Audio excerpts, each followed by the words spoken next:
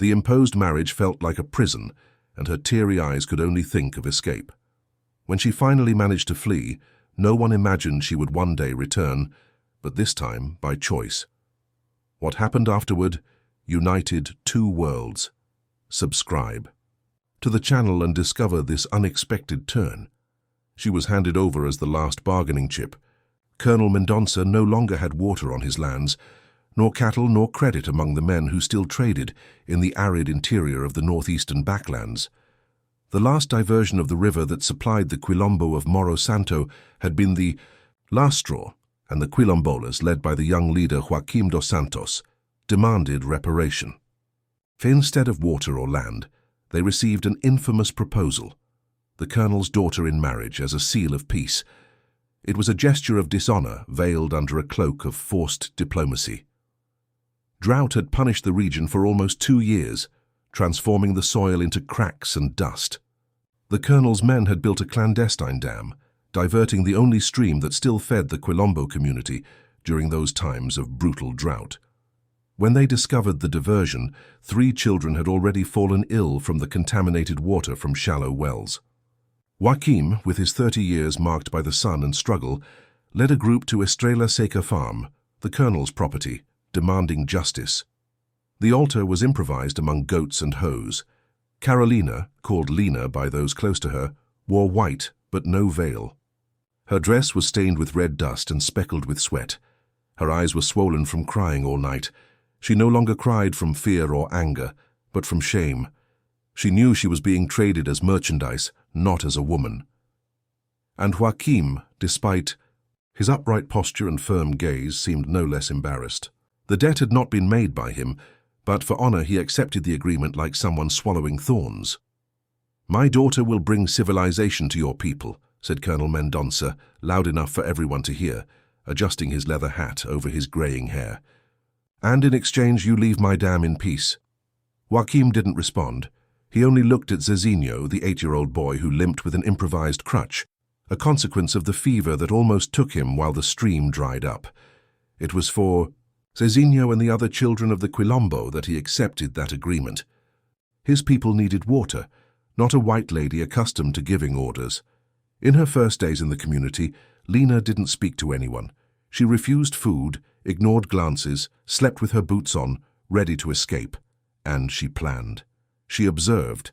The trail leading to the city, counted steps between sentinels, memorized the times of the rounds. Until one silent dawn, with the waning moon and the sky heavy with stars, she fled. She ran for hours among Mandakaru cacti and siks, guided only by the guiding star that her old nanny had taught her to follow. She arrived in São Cristóvão, a village dominated by her father's henchmen, and tried to explain herself. "I am Carolina Mendonça, daughter of the colonel. They took me against my will." But the faces hardened by the sun, and by life made it clear that no one there wanted to save her. "The young lady was given in a fair agreement," said Sheriff Herculano, a former employee of her father. "It's a closed matter. Go back to your husband, girl." That same night, sheltered in the small inn of Widow Anastasia, Lena saw through the window a group of gunmen ambush 3 elderly Quilombolas who were carrying medicinal herbs collected in the Caatinga. There was no confrontation. There was cowardice. The old men were beaten, their herbs trampled, while the men laughed and drank cachaça. "This is a message from the colonel to those who think marriage gives right to land," shouted one of the henchmen, loud enough for everyone on the street to hear. Lena hid behind the curtains and observed everything. And there, between the smell of dust and the suffocating silence of the backcountry night, something inside her broke, and something else was born. She remembered Joaquim bending down to speak with Zezinho, the limping boy, with the same dignity he would speak to an adult. She remembered the women who had offered her coconut water, even though she was the foreigner. She remembered Donna Sebastiana, the elder who braided carnauba palm leaves, while murmuring prayers to the wind. She remembered that no one had touched her without permission, that the marriage, however forced, had not been sealed with violence like so many stories she had heard about women taken by force. She had fled from the supposed prison and found the true captivity among her own people. She returned on foot, dirty, exhausted, her feet bleeding in thin sandals, her throat as dry as the riverbed in August. The Quilombo wasn't expecting her. But they didn't expel her. Joaquim saw her coming along the mountain path and didn't say a word. He just left his mud house, gave her a clean cloth embroidered with geometric designs, and pointed to the water gourd. "Water is scarce," he finally said, "but it's ours, and we share it equally." It was the first moment they really looked at each other without the weight of the forced ceremony. From then on, everything was different. Lina began to learn the words of the local dialect, a mixture of Portuguese with African languages preserved across generations. She helped carry firewood, wash cassava, feed the elders. She began to listen, to hear what she had previously ignored. And, more importantly, she began to see time differently, measured not by clocks, but by the movement of the sun and stars. See the value of each gesture, like how to divide a single fish among 10 people without anyone getting the smallest part. See that there no one measured her by her fertility, by her beauty, by her usefulness to serve the big house. There, she was a living presence. And that was enough. Donna Sebastiana, the oldest in the Quilombo, was the first to really talk to her. "Girl from the big house," said the elder while teaching her to identify the herbs that cured fever. "You chose to return. That has weight. But you still don't have roots." And she showed her how the plants of the Caatinga, seemingly dry and dead, kept deep life under the hard earth. "When the rain comes, you will understand that it's not enough to survive the drought. You need to bloom after it." She didn't fall in love suddenly, neither did Joaquim, but something new was born between them, a trust woven with silence, with respect, with small gestures. He taught her to recognize trails through the Caatinga and heal wounds with plants that resisted drought. She taught him to decipher documents that neighboring farmers sent, proposing agreements almost always unfavorable to the Quilombo. Over time, Lina began to translate conversations between local merchants and the community, mediating negotiations for water, cattle passage, non-invasion. She became a bridge, not as a traitor to her origin, but as a woman who refused to be currency and chose to be a voice. It was during one of these negotiations that she heard the first rumors. Troops hired by her father were gathering in São Cristóvão. "They're going to clean out the Quilombos before the rains," said a peddler without realizing who she was. "They say Colonel Mendonça gave 15 days to recover his daughter and the lands by the river." 15 days. The countdown had begun without them realizing it. Lina returned to the Quilombo with the news weighing on her chest like stone. She found Joaquim teaching Zezinho to carve small animals from umburana wood. The boy, with his fragile leg, had skillful hands. He smiled as he worked on the figure of a pria, the small rodent that managed to survive even in the driest times of the Caatinga. "We need to talk," Lina said, and by the tone of her voice Joaquim understood the gravity. He told Zezinho to continue his work and took Lina to the large game lira tree that shaded the center of the community. "My father gave an ultimatum. 15 days. She didn't need to explain more. Joaquim ran his hand through his short beard, looking at the horizon where the sun was beginning to set, tinting the sky red. "Will you go back to him?" he finally asked, without looking at her directly. The question hurt more than it should have. "Is that your opinion of me after 3 months?" Lina replied, feeling her throat tighten. Joaquim then faced her, his dark eyes fixed on hers. "It's not an opinion. It's a choice, and it has to be yours." That night, the Quilombo gathered in council. Lina, for the first time, was invited to sit in the circle of adults. Many voices were raised. Some defended temporarily, abandoning the lands. Others proposed resisting. A few suggested negotiating again. It was Donna Sebastiana who silenced everyone by entering the circle with her body curved by the years. She carried in her hands a gourd with water from the last well that had not yet dried up. "This water," said the elder, "is like our history, scarce but deep. If we run, it will dry on the way. If we fight, it will be spilled. If we surrender, it will be poisoned." She passed the gourd to Joaquim, who drank a small sip and passed it on, until everyone, including Lina, drank from the same water. The daughter of the big house returned by choice, continued Donna Sebastiana. She now knows both worlds. Let her speak. The silence that followed weighed on Lena like all the vastness of the backlands. She rose slowly, her legs trembling, but her voice firm. I grew up hearing that this land was ours by right of conquest. Only later did I understand that conquering meant taking by force what others already cultivated. My father will not stop until he regains control of the river. For him, it's not just water, it's power. She took a deep breath before continuing. But I know his men. They are mercenaries, not soldiers. They fight for money, not conviction. And money is running out on the farms with this drought. A murmur ran through the circle. Lena continued. I have a proposal. But I will need everyone's help, especially Zezinho's. Joaquim's eyebrows rose in surprise at hearing the boy's name. By torchlight, they outlined a plan. In the following days, the Quilombo entered into discreet preparations, not for war, but for something more subtle. While Joaquim and the men strengthened the natural defenses, blocking some trails with rocks and thorns, Lena worked with the women and children. Zezinho became her main assistant, his lame leg not preventing his willingness. Together they collected certain types of fruits and roots, prepared dyes of anato and genipape, wove straw in specific shapes.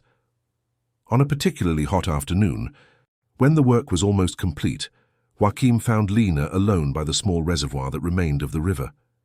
What are you plotting with the boy? He asked, sitting down beside her. Lena smiled, a different smile from when she arrived. A smile that carried as much knowledge as hope. We are creating a story, she answered simply. Joaquim looked at her hands, now calloused and stained with natural dye, hands that once only knew delicate embroidery and the piano of the big house. Why did you come back that day? The question came out before he could contain it. Lena looked at the sky where clouds were beginning to form in the distance, still uncertain promise of rain. Because there I was property, here I am a person. Their hands met on the dry earth, fingers intertwined, like roots seeking water. It wasn't romantic love yet. It was something prior and perhaps deeper. Recognition. On the 10th night after the ultimatum, when only 5 days remained until the final deadline, Zezinho had a fever spell. His small body trembled under the thin blanket, while Donna Sebastiana tried to lower the temperature with herbal compresses.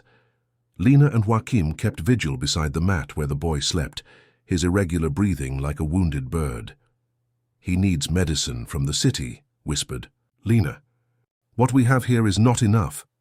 Joaquim nodded, his expression grave. Tomorrow I will go to San Cristóbal. Lena held his arm firmly. No, they would kill you before hearing what you came to seek. I will go. Joaquim's eyes revealed concern. That's exactly what your father expects. That's why it will work. He will never imagine I will return voluntarily. The next dawn, before the sun began to brighten the horizon, Lena prepared to leave. She wore a simple cotton dress dyed with red clay, as the women of the Quilombo wore. Around her neck, she placed a necklace made by Donna Sebastiana, with seeds, and a small gourd containing earth from the Quilombo. To remember where your new route is, said the elder as she handed her the amulet. Joaquim waited for her on the trail leading to the city. Without words, he gave her a small knife, hidden in a leather sheath that she could conceal under her skirt. Their fingers touched briefly in the exchange. I will return before sunset, promised Lena, with or without the medicines. We will return together, he replied, his voice firm as a decision already made. I will be following your steps, invisible as a hawk's shadow. The city was busier than usual when Lena arrived. Armed men circulated the dirt streets, horses tied in front of the sheriff's office, crates being unloaded from carts, barely disguised preparations for war. She covered her head with a simple scarf and kept her eyes down, as she had learned from the women of the Quilombo when they wanted to go unnoticed. She headed for the small pharmacy, where the old Portuguese apothecary recognized her immediately, despite the attempt at disguise. Holy Mary, Mother of God, whispered the man, making the sign of the cross. The colonel's daughter has returned. Lena placed some silver coins on the counter, savings she had sewn into the hem of her dress since leaving the farm. "I need quinine and fennel for high fever, and your discretion, Mr. Antonio." The man hesitated, looking nervously at the door. "Your father offered a reward to whoever brought you back. 20,000 rays, miss. A value that could support a family for months in those times of drought." "And how much is your conscience worth, Mr. Antonio? Because it's an 8-year-old child who might die without this medicine." The apothecary lowered his eyes, ashamed, and began to prepare what she asked. That was when the pharmacy door opened. Colonel Mendonça entered, accompanied by 2 henchmen. His face, before he could mask the surprise, first showed disbelief, then a cold smile of triumph. "Carolina," he said, like someone finding a lost object. "Good that you've come to your senses, my daughter." Lena didn't back down, nor showed surprise. In a way, she had expected this moment. "I haven't come to my senses, father. I came for medicine." Her tone was calm, devoid of the fear she once felt in his presence. The colonel frowned, confused by the change in his daughter. His eyes ran over the simple clothes, the now rough hands, the sunburnt face. "I see those savages have lowered you to their condition," he said scornfully. "But don't worry. Soon you'll be back in civilization. We even have a suitable suitor for you already." Lena felt the knife hidden under her skirt as a reminder of what was at stake. "The boy Zezinho is dying of fever. I came for medicine, and will return to the Quilombo." She spoke with such conviction that even the henchmen exchanged uncertain glances. The colonel laughed, a dry laugh like a breaking branch. "You're not going anywhere, Carolina. You're under my authority." He took a step toward her, hand extended, to grab her arm. That was when the back door of the pharmacy opened and Joachim entered, silent as he had promised. In his hands not a weapon but a small cloth bundle. "Mr. Antonio," he said to the apothecary, deliberately ignoring the colonel, "I brought the herbs you asked for last week." The colonel stepped back, surprised by the audacity. His henchmen put their hands on their weapons but hesitated when they realized the quilombola didn't seem threatening. "You must be the savage who stole my daughter," said the colonel, regaining his composure. "You arrived at a good time. Saves me the trouble of hunting you down." Joachim finally turned to face him. "I didn't steal anything that wasn't given to me," he replied, with a dignity that made the colonel's fingers contract with anger. "And I came only to ensure that the medicine for the boy arrived safely." The air in the small pharmacy became as dense as before a storm. The apothecary, pale, moved to the back of the store, foreseeing the worst. Lena stepped forward, placing herself between her father and Joachim. "We didn't come to provoke conflict. An innocent child needs help." The colonel smiled, that smile that Lena knew well, the one that preceded his worst decisions. "How touching. My daughter defending some random boy. Well, let's be civilized. You come home with me now, and in exchange I'll send a doctor to attend to the boy. I even allow this—" He made a disdainful gesture in Joachim's direction, "to return in peace to his people." Lena perceived the lie even before he finished speaking. She saw the discreet signal he gave to the henchmen, the way they positioned themselves, blocking the exit. "And if I refuse?" The colonel hardened his gaze. "Then not only will the boy die without medicine, but I'll give orders for the Quilombo to be permanently removed from my lands. I have 20 armed men waiting just for my command." It was then that Joachim stepped forward, his calm voice contrasting with the tension in the environment. "Colonel Mendonça, you mentioned a new suitor for your daughter. Who would that be?" The question seemed so out of context that even Lena looked at him with surprise. The colonel hesitated, suspicious of the change of subject. "The son of Baron Santana, an arrangement that will bring prestige and land to our family." Joachim nodded, as if considering the information. "And how much is this arrangement worth to you?" "More than a savage like you could imagine," replied the colonel with disdain. 10 alqueires of fertile land and access to the new branch of the railway." Joachim then opened the small bundle he carried. From inside he took out not herbs but an aged document. "Do you know this, Colonel?" The older man narrowed his eyes, trying to see the paper in the half-light of the pharmacy. "Some trick of illiterate savages." "It's the original deed to the lands you call yours," replied Joachim. granted by the Empire to freed slaves after the Great Drought of 1845, signed by Emperor Dom Pedro II himself. The colonel turned pale. Impossible. These lands were legally purchased by my father. After the São Cristóvão registry office mysteriously caught fire, completed Joaquim, burning all the original records, except this one, which was kept by Dona Sebastiana's great-grandmother inside a statue of Saint Barbara. Lina observed the scene, finally understanding the plan that Joaquim had kept hidden. The pieces fit together, the reserved conversations with Dona Sebastiana, the night journeys he made without explanation. Lies, spat the colonel, but his voice no longer carried the same conviction. No judge will accept an old paper presented by runaway blacks. Perhaps not, agreed Joaquim. But Baron Santana, with his connections in the capital, will certainly be interested to know that he is negotiating with lands of questionable ownership. Especially now, with the new abolitionist winds blowing strongly in the court. It was a risky bluff, but calculated. The world was changing, even in the isolation of the backlands. Rumors of the Golden Law being prepared were already circulating, and the large landowners feared losing not only the slaves, but also the contested lands. The colonel looked at his daughter, then at the document, and finally at the henchman. A heavy silence took over the pharmacy, broken only by the tinkling of bottles trembling on the shelves when the apothecary bumped into them, nervous. 4 days, the colonel finally said, his voice controlled but tense. I give you 4 days to leave these lands. You can take what you can carry. After that, I won't answer for the consequences. Joaquim remained impassive. The lands are ours by right. We will not leave. But we are willing to negotiate the shared use of the river. The colonel gave a dry laugh. Negotiate with quilombolas? With legitimate owners, corrected Joaquim. While you divert the water, children fall ill and plantations die. There is enough space and resource for everyone if used wisely. Lina observed her father's expression slowly change. She knew that calculating look, weighing advantages and disadvantages. He would never yield out of compassion, only out of self-interest. And what do I gain from this besides less land and less water? Joaquim looked at Lina briefly before answering. Peace, labor for when the rain comes and it's time to plant, and... He hesitated for a moment. Family ties that can open doors that money alone cannot open. The colonel looked at his daughter, as if seeing her for the first time. Not as property, but as a piece in a larger game. You really chose to stay with them? He asked, his voice lower. Lina straightened her shoulders.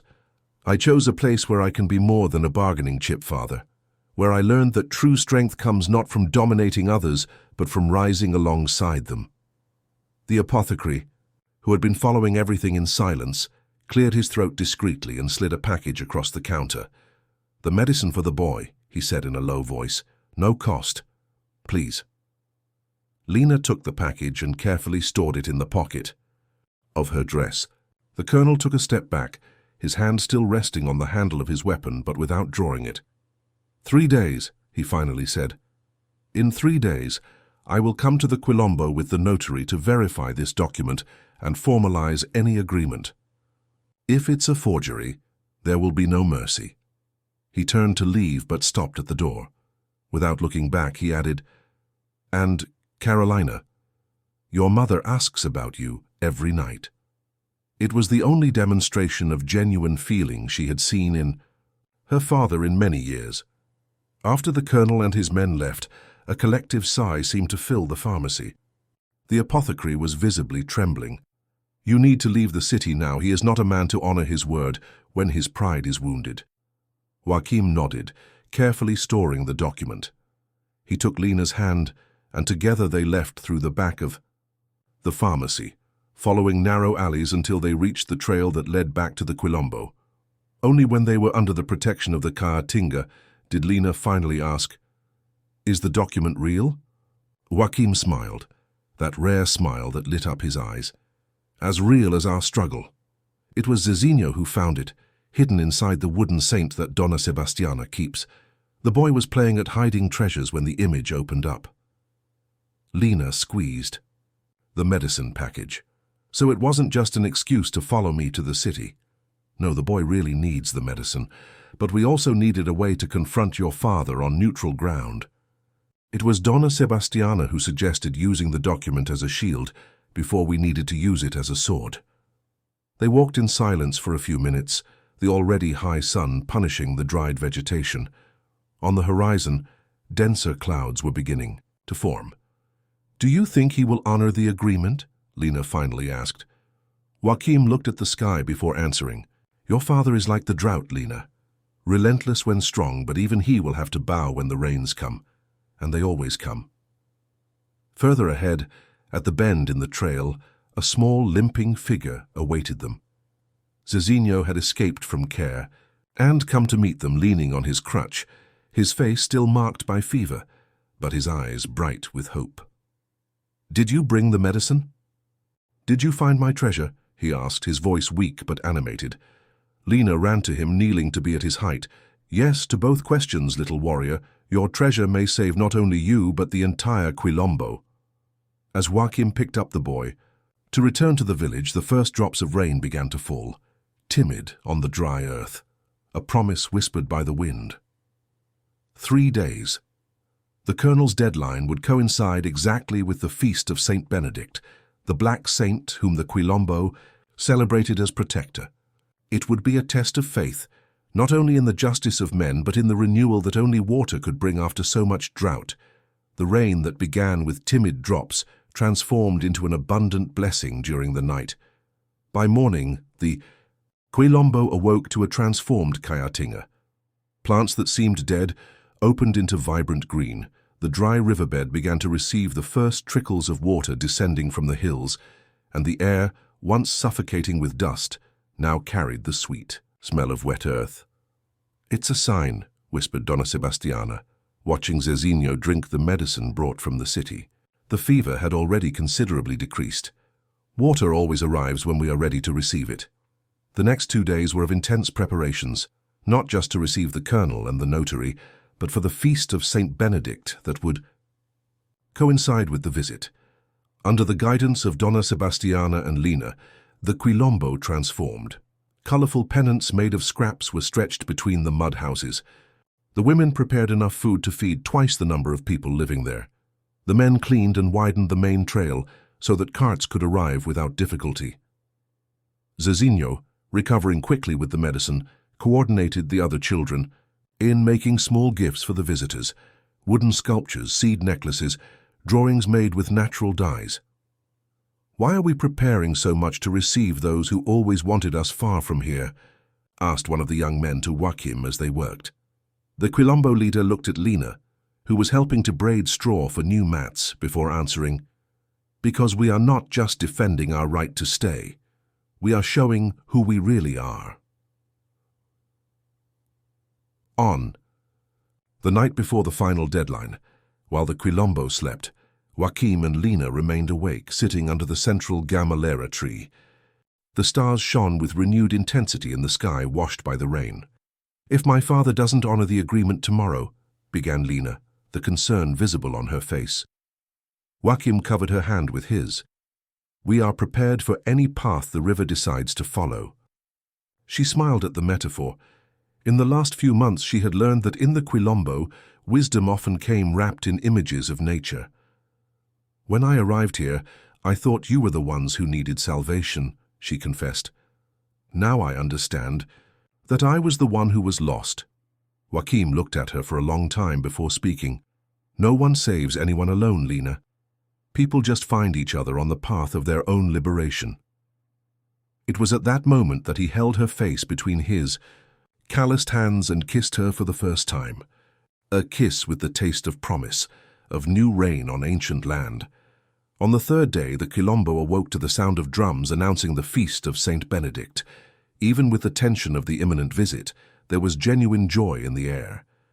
Zezinho, already recovered enough to limp around the yard with his crutch decorated with colorful ribbons, was the first to spot the approaching entourage. "They're coming," he announced, his childish voice carrying as much enthusiasm as apprehension. The approaching procession was larger than expected. At the front, Colonel Mendonça mounted on his black horse. Right behind, the city notary on his gentle mule, carrying a leather folder with documents. But there were also other figures. The colonel's wife, Donna Eulalia, a fragile woman that Lina did not expect to see, the parish priest of San Cristóbal, and to everyone's surprise, about 10 workers from neighboring farms, unarmed, bringing work tools and seeds. Joaquim and the men of the Quilombo formed a reception line, not in a defensive posture but as hosts. Lina placed herself beside him, wearing a simple white dress adorned with colorful embroidery made by the women of the Quilombo. Donna Sebastiana positioned herself a little ahead, carrying the image of Saint Benedict decorated with flowers from the Caatinga. When the entourage stopped a few meters from the entrance of the Quilombo, a tense silence took over the air. It was the colonel who spoke first, his voice still carrying authority, but devoid of the usual disdain. "We have come as agreed. Bring the document." But before Joaquim could respond, Zezinho limped to the front of the group, carrying a small, decorated gourd in his hands. With the innocence and courage that only children possess, he extended the object to the colonel. "First the water, then the papers. That's how we do it here." The colonel looked at the boy with a raised eyebrow, but to everyone's surprise, dismounted from his horse and accepted the gourd. He looked at the contents for a moment, then at Lina as if seeking confirmation. She nodded slightly. The man then drank a small sip and passed the gourd to those who came with him, repeating the ritual that Lina had described in the previous days. "Now the document," he demanded after everyone had drunk. Donna Sebastiana stepped forward, carrying not only the image of the saint, but also a cloth bundle. "It's not just a paper, Colonel. It's memory. And memory, like water, doesn't belong to a single owner." She handed the bundle to the notary, who carefully unfolded the fabric and examined the yellow document. The man adjusted his glasses several times, compared it with other papers he carried, and finally nodded to the colonel. "It's authentic imperial seal signatures, demarcations. These lands were indeed granted to the freed slaves after the drought of 1845. A murmur ran through the small crowd. The colonel's face hardened, but he showed no surprise. He seemed to have already prepared himself for this possibility during the 3 days of the deadline. "Very well," he finally said. "I recognize the legitimacy of the possession, but I propose an agreement." Joaquim stepped forward. "We are listening." "These lands are large enough to sustain more than one settlement," began the colonel, now speaking to everyone. "I propose a fair division. The Quilombo keeps the area around the river and the highlands for planting. My farms keep the pastures to the north. We will build together an irrigation system that benefits both sides." He paused before adding, "And I propose that the dividing line be marked with a bridge over the river, built together." Lina observed her father with amazement. This was not the proposal of a defeated man, but of someone who recognized, albeit reluctantly, the need for adaptation. Joaquim looked at the elders of the Quilombo, who nodded discreetly. "And what about your daughter?" asked the parish priest, breaking the silence that followed. The colonel looked at Lina, his face a complex mixture of wounded pride and, surprisingly, reluctant respect. "My daughter made her choice. If she wants to visit her mother, the doors of the farm will be open. If she wants to stay, let her stay with her mother's blessing." He turned to Joaquim, adding in a harder voice, "But if one day she is mistreated here, there will be no document to protect you." It was Donna Eulalia who surprised everyone, getting down from her mount with the help of the parish priest and walking to her daughter, a woman who rarely left the farm, rarely spoke in public, rarely disobeyed. "My daughter," she said, touching Lina's face with trembling hands, "you found your place better than I did." They embraced for a long time, an embrace that carried years of silences and unspoken complicities. When the notary finished drafting the terms of the agreement, all the present leaders signed, the colonel, Joaquim, the representatives of the workers, the parish priest as witness. Lina signed last, not as the colonel's daughter nor as Joaquim's wife, but as mediator chosen by the parties. That was when Zezinho, who was observing everything with attentive eyes, pulled at the sleeve of Donna Sebastiana's dress. Now can we show the surprise? The elder smiled and nodded, the boy whistled, and the children of the Quilombo appeared carrying small gifts for each visitor. For the colonel, a wooden sculpture representing a man on horseback. For Donna Eulalia, a necklace of colourful seeds. For the notary, a decorated quill for his writings. And for the workers, small bags with selected seeds from the caatinga, plants resistant to drought.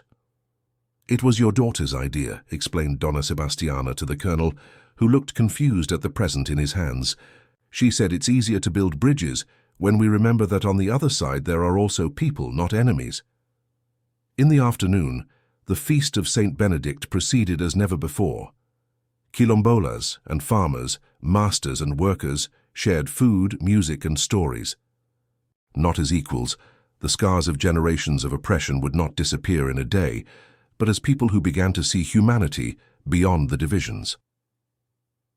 When the sun began to set, tinting the sky red and gold, Lena found Joachim observing the river that was once again flowing with renewed strength after the rains. "Do you think it will last?" she asked, referring not only to the agreement, but to everything they had built in the last few months. Joachim took a handful of wet earth and let it run through his fingers before answering, "Nothing lasts forever in the form it begins. The river changes its course. The caatinga dies and is reborn. People transform.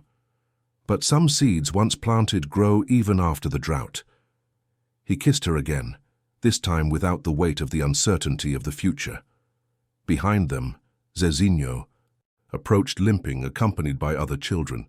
"Donna Lina, Sir Joachim, come see. The bridge already has a name." They followed the boy to the riverbank, where adults from both sides were already working together, measuring the land and separating wood for the promised construction. A simple wooden sign had been planted in the earth. On it, written with Jenny-Pap ink, a single word, "Return."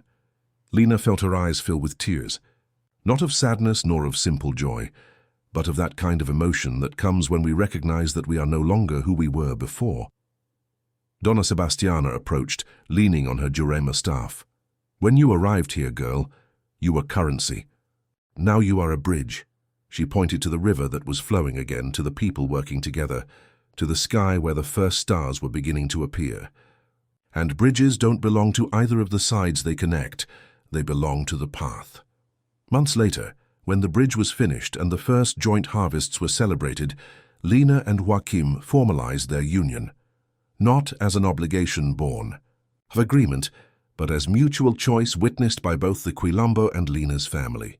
Zezinho, still limping but growing strong, was the one who carried the rings made of mulungu seeds, the intense red symbolizing the blood that flows equally in everyone. And on the banks of the river that now irrigated both sides, the community that was born was no longer just a Quilombo, nor just an extension of the farm.